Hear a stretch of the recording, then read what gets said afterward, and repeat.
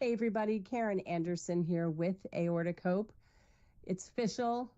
I am still sick. I told you guys last week I was unsure, and I am 100% sure right now. This has been going on a month and a half. I am disgusting. I just want you to know. Um, you can feel my pain. We are here for the week in review, and this is one of those opportunities when we go live. We offer you, the community, a chance to kind of banter with me, put your comments and your thoughts and your opinions in the chat below based upon our posts that we have up on our social media platforms from last week. We're going to talk about them, get your thoughts.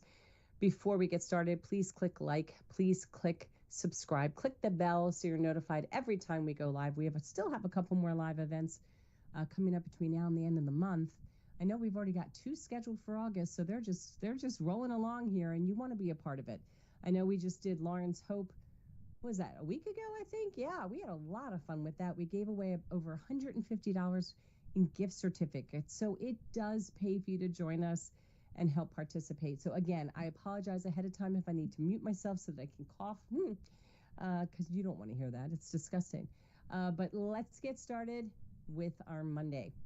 All right. Medical Monday, everybody.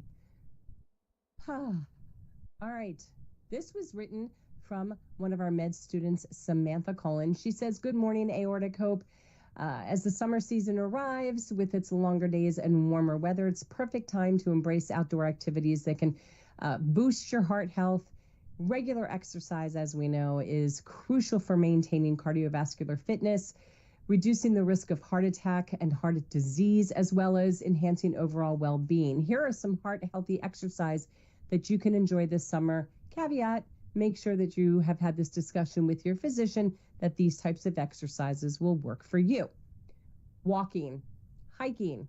I wouldn't hike when it's 100 and some degrees with the heat index, unless you're a skilled hiker and your doctor and you guys know how to handle that and make sure you don't become dehydrated. But the benefits of walking and hiking is to improve cardiovascular endurance, reduce the risk of heart disease, lower your blood pressure and your cholesterol levels. Some of the tips when it comes to doing this walking: choose a scenic trail or a park and make your walks and your hikes more enjoyable. And number 2, when it comes to that, a scenic trail or in a park, you're going to have some shade naturally from trees. And so that's going to bring down that temperature a little bit more. And a lot of times there's a lot of people on those trails, so there's safety in numbers. Aim for at least 30 minutes of brisk walking most days of the week. Start with the easy trails and gradually progress to make more challenging hikes and build that endurance. Look, it's summertime. Swimming, that's a great way. It's a great way to do some exercise. It actually helps provide a full body workout because you're using everything when you're in the pool: your arms, your legs, your back, your stomach muscles. It will also help to strengthen your heart and lungs, and it's low impact exercise, so it's ideal for all fitness levels. In addition, you really can't fall down in the water, right? You can't, not like you're going to twist your ankle and go boom, right? If you're already in the water, you're pretty well cushioned. So it's a relatively safe form. If you're familiar with swimming and you can swim, I think you'll be fine in that. Laps at your local pool.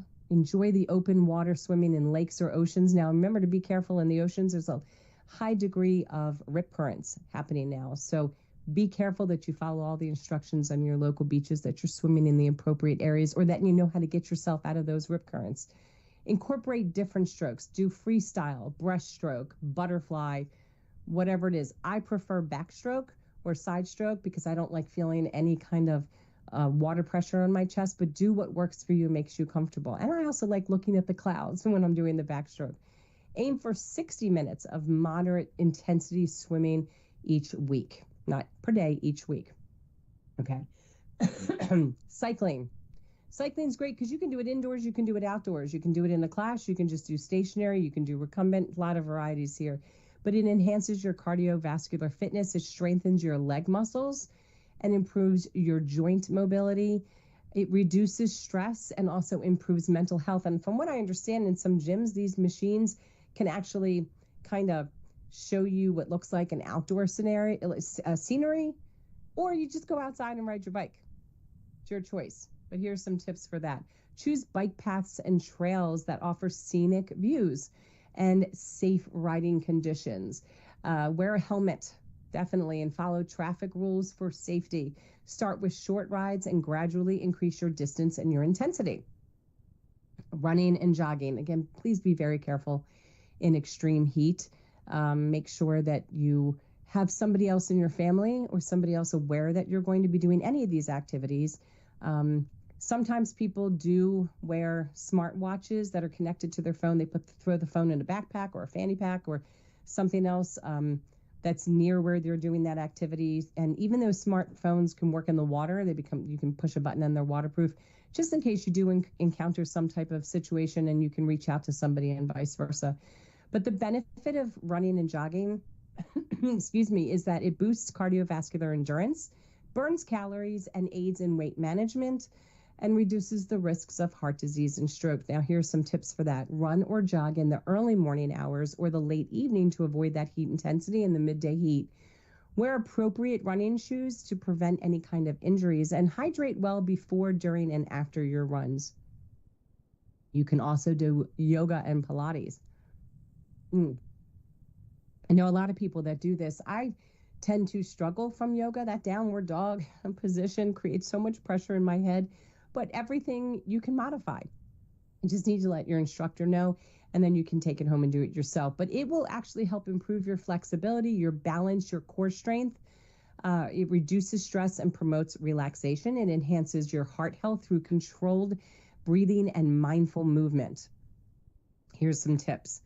Practice yoga or Pilates outdoors in a shaded area or a park. Join a class or follow online videos tailored for cardiovascular health.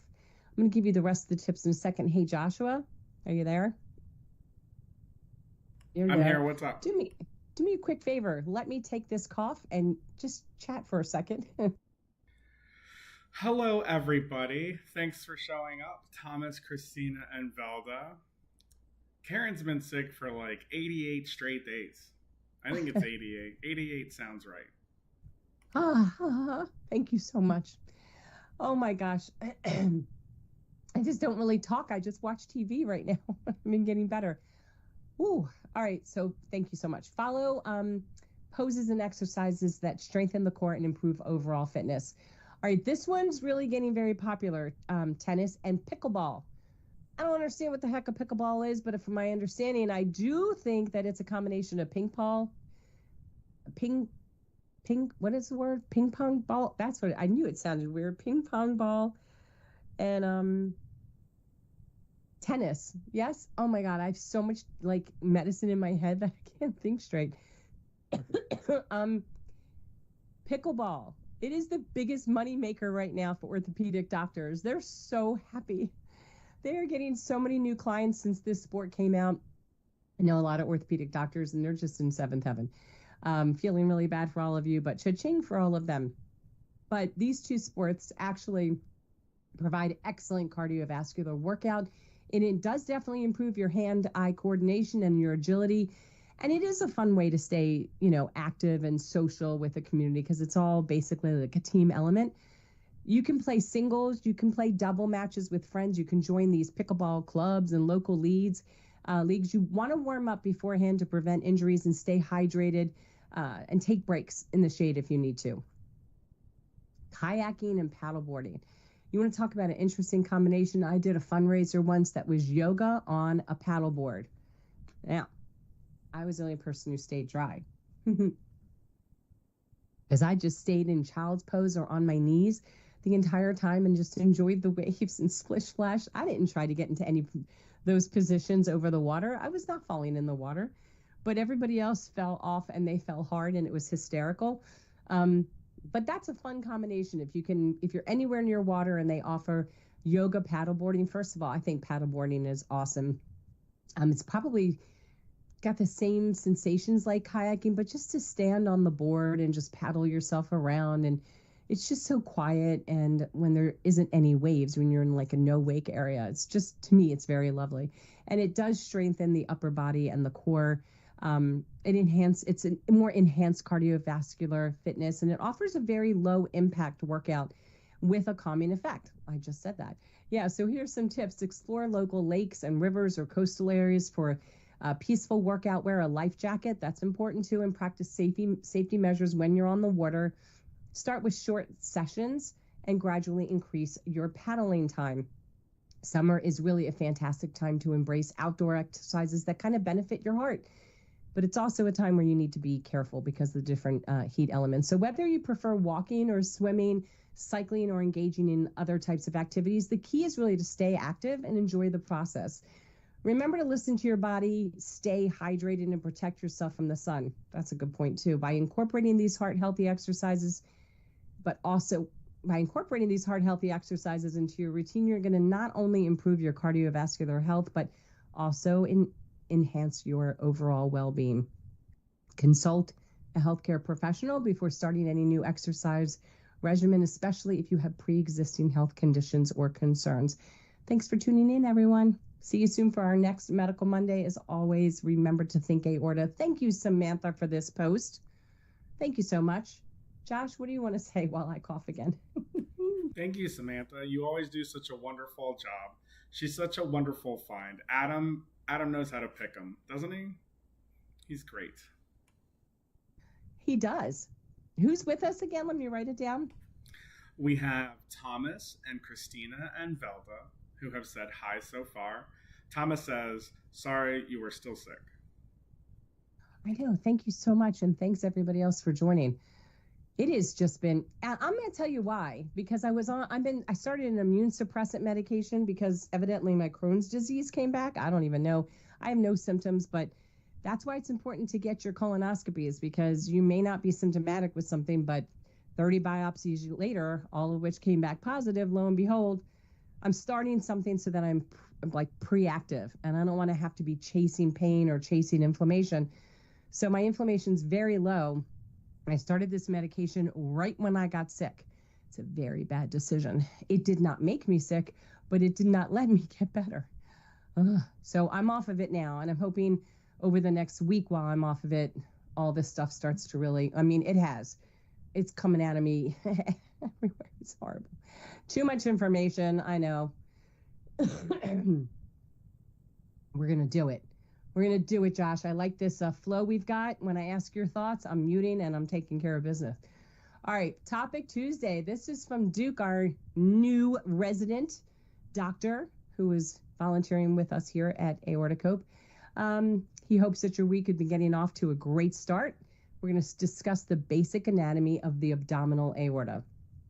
And of course, this is always a fun time because I didn't even read this post yet because I was so sick.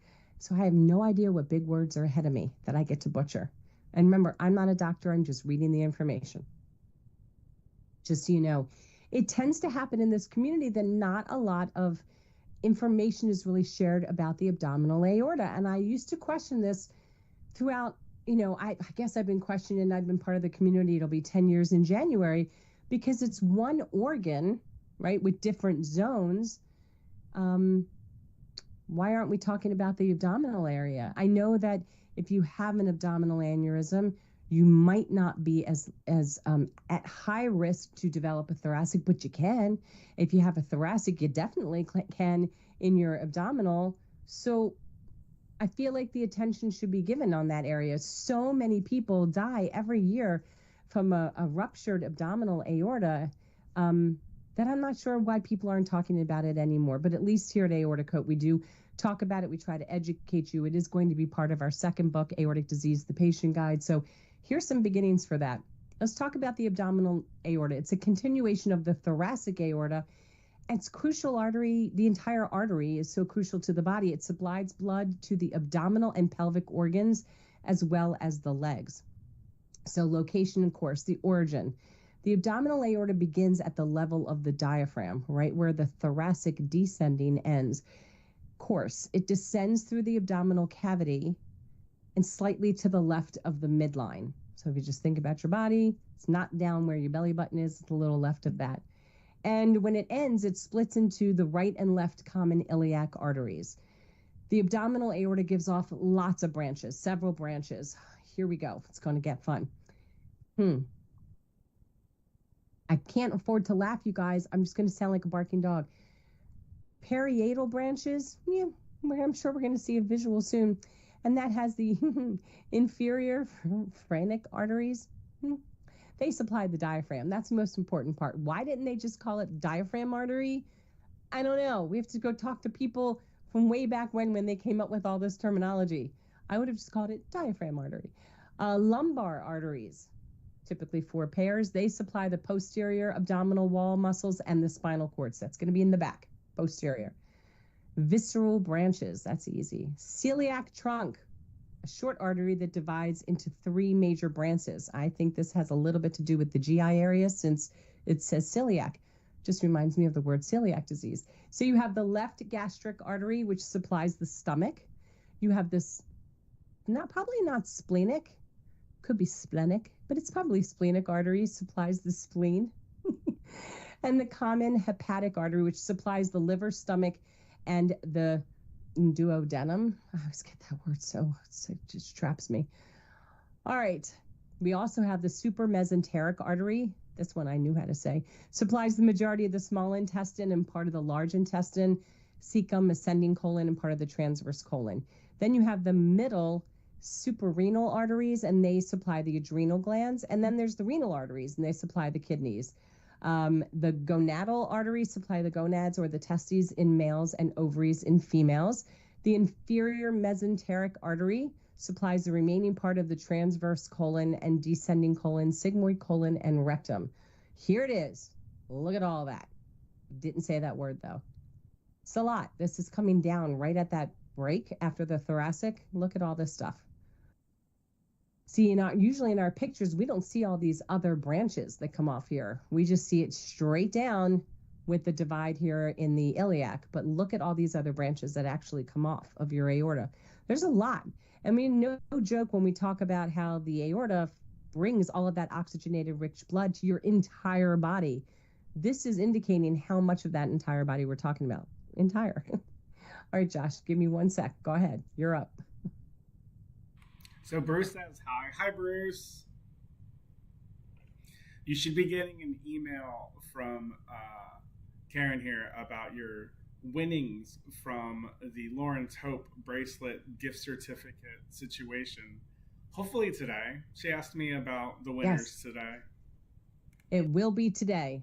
It will be. If it's the last thing I do today, it will be that.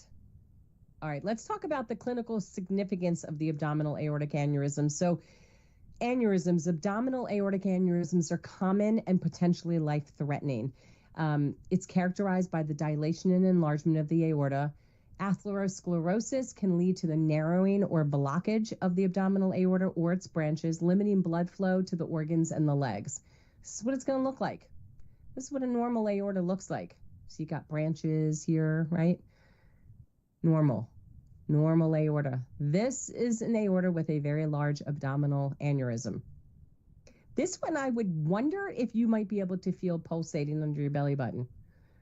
Because, again, a lot of aneurysms you just wouldn't feel. What just happened to my screen? There it is. Okay. Let's see here. So in conclusion, the abdominal aorta is a vital artery ensuring blood supply to many essential organs and structures within the abdominal and lower body. That's all I had for us today, everybody. We hope this has been informative, and come back here tomorrow, which was next Tuesday. And I'm just as surprised and excited and filled with bewilderment as you are as to what they're going to put up for tomorrow. But I do appreciate them sharing this. Again, we don't talk about the abdominal aortic aneurysm enough, I say. So now we just did. There's your topic Tuesday. Well done. Good job. All right. Hi, Velda, Tom, Christina, Bruce. I'm getting there, everybody. I'm making it. Another thing I just thought of. Okay, how many of you know that song, Making It, from a TV show in the 70s? Let's see who knows that. I hear things every now and then and it just pops into a song in my head. I know Josh doesn't know it, but maybe some of you watching knows that. Yeah, I have no idea what you're talking about. That was from the 70s. Take it away for a split second. And so pretty soon we're going to have a new Therapeutic Thursday program. I thought it was going to start this week, but I was wrong, and I have updated the events list. Oh, you did? Okay. Yeah, he's John Quick is he's got a dentist appointment that was already scheduled, so he will pick up things starting next Thursday. And this is a call-in show where you get to express some of your anxiety and fear and other kind of mental, emotional stressors, and get word from somebody who's been where you're at. I believe he's 15 plus years out from his event. Yeah, and he's a therapist. He just happens to be located in what, Portugal, something like that? I want to say Spain, could be Spain. And I love the idea that there's somebody who is a therapist who's been where we've been, just like we have Maria, who is interested in having a show. So instead of having a post every single Thursday, we're lucky enough to have him available at 11 a.m. Eastern here, going live on our YouTube channel. Now, if you decide you want to do call-in, all the instructions will be posted soon. Your face will not be seen, so there is a degree of anonymity with this. Again, you can always chat in, and you can also submit anonymous questions, but he'll have topics for each week, just like you would hear in any other podcast or show, and you'll have a chance to talk about that, ask some questions, get some tips. It's not going to be all grim and drab and blah. It's, it might be very uplifting for a lot of people, and it's also going to be real talk, which I love, versus just always trying to find an article that is validating. Let's talk about the real stuff, the stuff that happens to us every day that's going to be even more validating, and we'll sprinkle in some articles as well. So this is new for us, and we're super excited. So getting to that, let's get to Therapeutic Thursday. All right. Experiencing nightmares? Did you guys ever have any? Are you still having them? Because this is very common. It can be really stressful and can really impact having a good night's sleep. And sleep is very important for patients and survivors, as well as your caregivers. Nightmares can actually be caused for a variety of reasons. This could include PTSD, sleep apnea, or just simply stress. So how can you tell the difference? What kinds of tests can be done that can help? And what can you do to change these experiences? So there's an article from BetterHelp where we talk about a lot of this. It's estimated that 50 to 70% of those diagnosed with having nightmares, and which is considered a symptom of PTSD, are having sleep disturbances that impact their daily functioning. And many treatments can really help impact those nightmares as well. So the connection between nightmares and PTSD, it includes imagery or distressing ideas related to the traumatic event.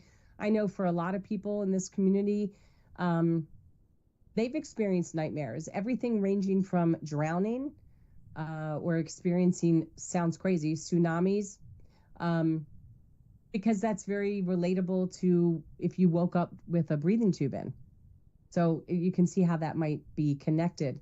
A lot of sleep disturbances have to do with the fear of not waking up, actually, so that when your brain is trying to relax and download at night, that's when a lot of this stuff starts to kick up.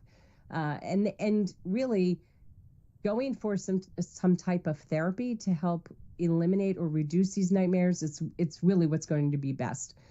They tend to happen during the first few stages of sleep, and these symptoms can actually make you feel like you've had sleep deprivation. It might limit the number of hours that you're actually getting really good sleep that would help aid in any type of recovery.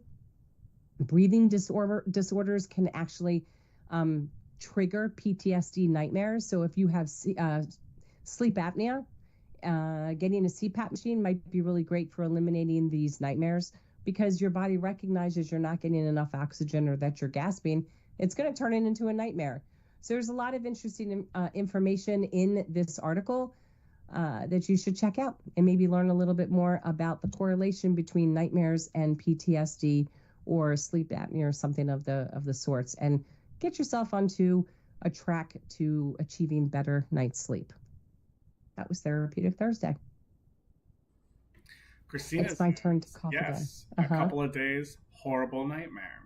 And I asked, are your nightmares repeating themes? And she responded, was real bad back in 2014. Those were caused by specific blood pressure medicine. Switched to low dose amlodipine. Interesting. Bruce. That's very interesting. I'm sorry, not Bruce. Thomas said, moving on up. Now, I don't know what TV show that's from, but I recognize moving on up. And Bruce says, making it. The song was more popular than the show. Yes. Moving on up. That's the so that's I can't remember the show, but you do know moving on up. I'm singing the whole song in my head right now because you're moving on up to the east side to a deluxe apartment in the sky. All right, it looks like, oh, you know what? It wasn't that we didn't have a Feel Good Friday. What did we do on Friday? When was the opening ceremonies? You're asking the wrong guy. I can't tell if I missed a Friday. Oh, no. Did I miss putting up a Friday? Oh, Josh, tell me if I missed a Friday. Hunt it for it on your end. Meanwhile, I'm going to go to Saturday. Maybe I did. My head's full of phlegm. What can I say? All right. This Survivor Series. I've been waiting for this one to come up. This is Eduardo Grande. Actually, he was referred to us from Cedars-Sinai. And they're really excited to take a look at this as well. His story is, he talks about how he was brought up, his body frame, what he did for a living, how he was experiencing all the symptoms of Marfan syndrome, and what it was like for him when he experienced his first aortic dissection. This was one of those stories I wrote him right back, and I just said, I feel honored that he shared this story. I don't want to give a lot of it away. I really want you guys to take a chance and read it, because I think you're going to be very moved. When somebody can be that detailed and is willing to be that open and honest, it's worth a read. So check this out. Again, I want to thank Eduardo for coming forward and for talking about his experience. This is just incredible, and what he's been doing afterwards in his life is amazing as well. And it's nice to hear these back at work. That's the end result, right? And he's doing some of the things that he loves to do. But check it out and see for yourself. And if you're interested in sharing your story of survival, whether from the patient's perspective or caregiver perspective, or if you've lost a loved one to aortic disease, please reach out.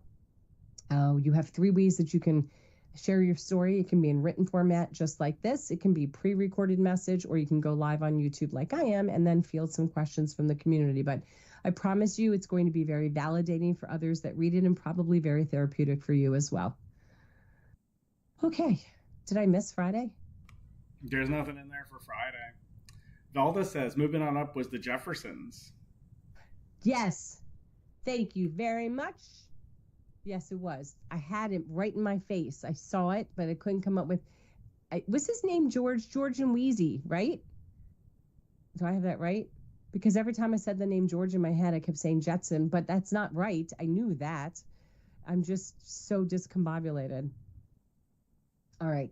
Sunday, Aortic Hope awareness posters. Yes, we still have them. And yes, they have been revamped, because we can offer them now in Spanish, and because we have our aortic dissection book in Spanish. So I'm not too sure if this is the most updated graphic, but if you would like to actually help promote Aortic Hope and direct others to our community, and if you've ever thought about how you could do that, well, Aortic Hope patient awareness posters, that's what you need to be doing. They are actually displayed in exam rooms of doctors' offices.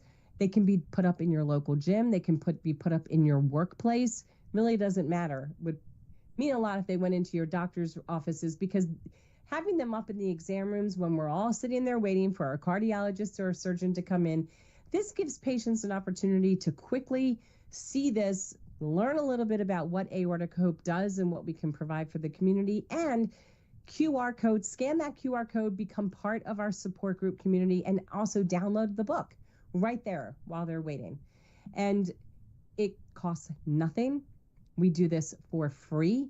And all it takes is having someone like you guys watching now that want to put an order in for a quantity of 10 and take them over to your doctor's office. Okay, so there's a link below. You just fill that out and we'll go ahead and send that off to you, and you can take it into your doctor's office, and we would greatly appreciate it. That's you helping us help others. It's a great thing. Oh, look at all the events. Do. All right. Events coming up. Oh my God, I can't believe it's going to be August 1st. What happened to this summer? Oh, I know. I was sick. All right. Hang out. What a way to start our August. On Thursday, August 1st. Every Thursday, 2 p.m., it's our hangouts. Just a place where you're going to hang out with like-minded individuals. Really, no rules.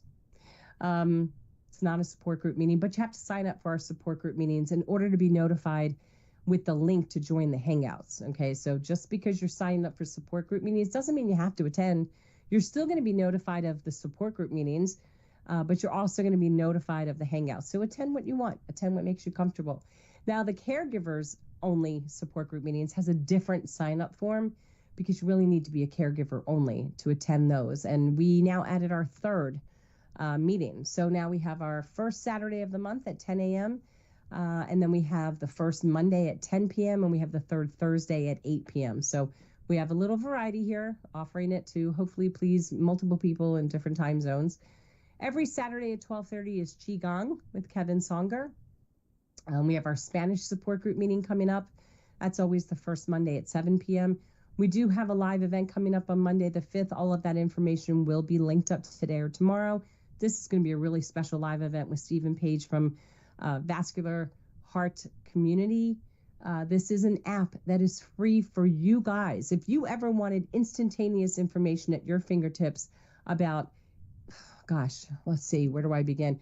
Aortic disease, aortic dissection, thoracic or abdominal aneurysms, regurgitation, stenosis, bicuspid valve, mechanical valve. If you wanted any of this like instant, this is the app that you need to have on your phone. And it also has links to us, links to other organizations. It's all right there. It's all free for you. We have our first general support group meeting of the month, and that is the first Tuesday at 12 p.m. Our Canadian virtual support group meeting, led by our very own Velda and Martha, that's the first Wednesday at 7 p.m. And then again, we will be beginning the live Therapeutic Thursdays with John Quick. We'll have that in red. That means you can click that link and find the post so you can get all that information. And the list just goes on and on. You can see we have an upcoming live event with Dr. Pietro Caterino from the Schmidt Heart Institute, which is also Cedars-Sinai. So it just goes on and on and on. Lots of stuff happening already this month. I think we have at least one other live event brought to you by Jack Crow and Carmen David from Aortic Athletes that'll be focused around exercise and aortic disease. So much stuff happening. We may have missed Friday because the opening ceremonies to the Olympics happened that night, and we did our baby photo contest. So I will still put it up for next week so that you guys can see what we posted here. It was only on Facebook and Instagram. And we did have a couple people attempt to answer whose photo belongs to which member of the board. And Velda actually, I think she placed bronze or silver. I can't remember. So that's a lot of fun, because to me, it seems so obvious because I do know these people. I look at the baby photo. I'm like, well, that's obvious. I mean, clearly Bill's was obvious, but it's interesting to see. They never get me wrong, and they never get Terry wrong or Bill. Everybody else, they start to mix up a little bit, but it's very cute. These people were so cute as babies. Not that they're not cute now, but everybody looks just like their baby picture. It's just crazy that people can't get, you know what I mean? That's what's going on in my head, but that's just my head again. So I have something else I wanted to share. Nope, I think that's it. Thomas, if it was in here. Dynamite JJ Good Time was the first 70 show, and then Moving Up. Yes. And also George and Wheezy were the Jeffersons. Thomas corrected my spelling. I don't know how to spell Wheezy. And Belda says silver for me. Good job. Very good job. Yep. It was very cute. And I appreciate everybody's participation.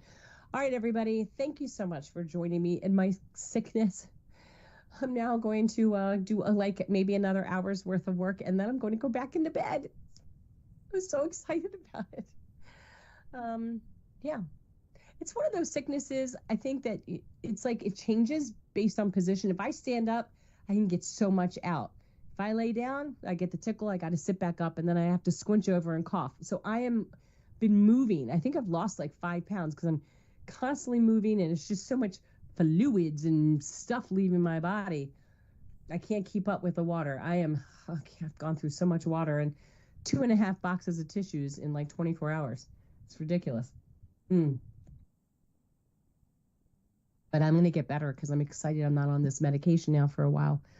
So yeah, that's what's going on in my neck of the woods. I see the sun. I see that light that's bright outside. I haven't been out there, but I see it. It might help you. Vitamin D is very good for these things. Yeah. Felder and Christina, they get better, Karen. Trying. Thank you guys so much. All right. Thanks, Josh, for jumping in when I needed you. I appreciate it. And everybody else, don't forget, please click like, click subscribe, click that little bell so you're notified every time we go live. Like I said, I've got live events coming up. And yeah, share this because I guarantee you somebody out there is going to get something out of these articles and this information. And thank you so much. We will see you next Monday, 3 p.m. Have a good one. Take care. Bye.